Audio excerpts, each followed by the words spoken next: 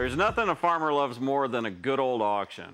And as COVID is breaking, it's fantastic to see some of these auctions getting back to business. Let's go check it out.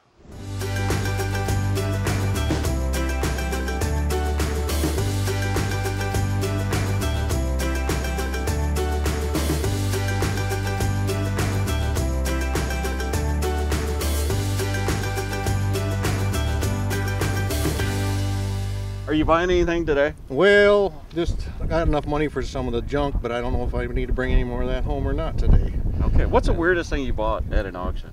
Well, these old cabs, like you see there's an International cab over here behind us. I come home with this poly cab for a 4010, and I think I gave 10, 15 bucks for it, and I looked at it and I go, well, I wonder what shed we're going to put that in, and 20 years, which shed we're going to haul it out of. Yeah, that is a perfect farmer answer. Right. What'd you do with it? Is it just sitting there? Well, actually, you know what? I have two boys, and I got a boy 19 and 21 now. And when they were little, we'd flip it upside down, just the half part, and it was like a good sled. The cab of the tractor was a sled. It was like a poly. It was kind of poly, so it was like nice and smooth. So. Did it have windows? Oh yeah. Well, that's not safety glass, man. Oh, it was.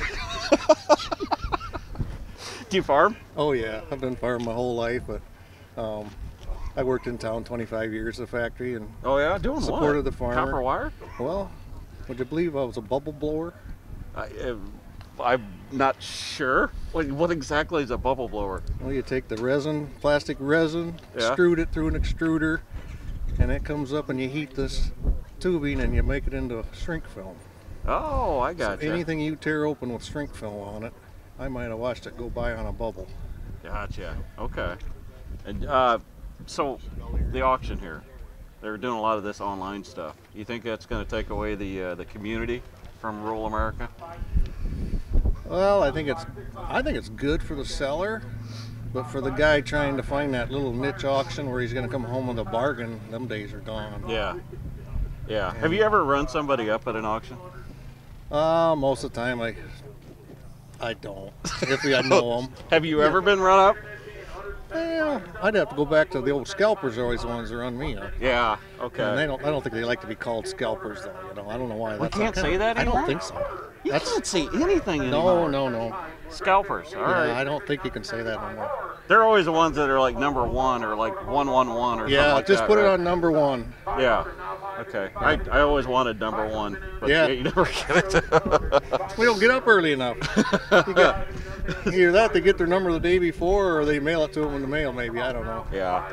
So, are you looking for anything special here? Not today. I'm just here, just good to get out of the house, and good to be out in the fresh air today, and it's a lot nicer day than yesterday, that's for sure. I mean, you're from a ways from here, though, but do you have some auction buddies that you always say, hey, how you doing?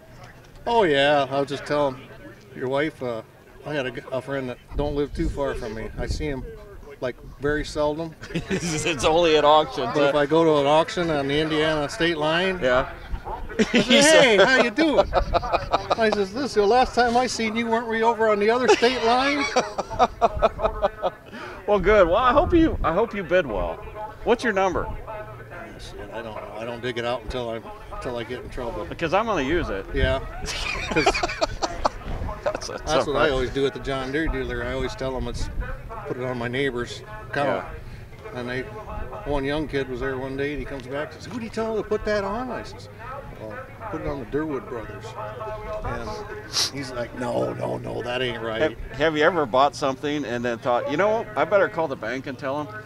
Well, I think I was 18 years old and I did that. Yeah. And I made Dad, I says, this is the only time you got to go to the bank with me. I was a senior in high school, flew over here by Salmonauke, Illinois. Yeah. And I bought a 2-year-old pickup truck and brought it home and says, Dad, you got to go to this bank with me. Please, Dad. So that's when it all started already when I was in high school, this mess of auctions. Well, I tell you what, it's been a pleasure talking to you. Thank you very much. Thanks for spending some time with us here on SharkFarmer TV. For more stories about people in agriculture, catch my shows on Rural Radio Channel 147 Sirius XM. There's more in-depth discussions on my podcast, and of course, you can check out previous episodes of this show on my YouTube channel. Find out more at sharkfarmer.com.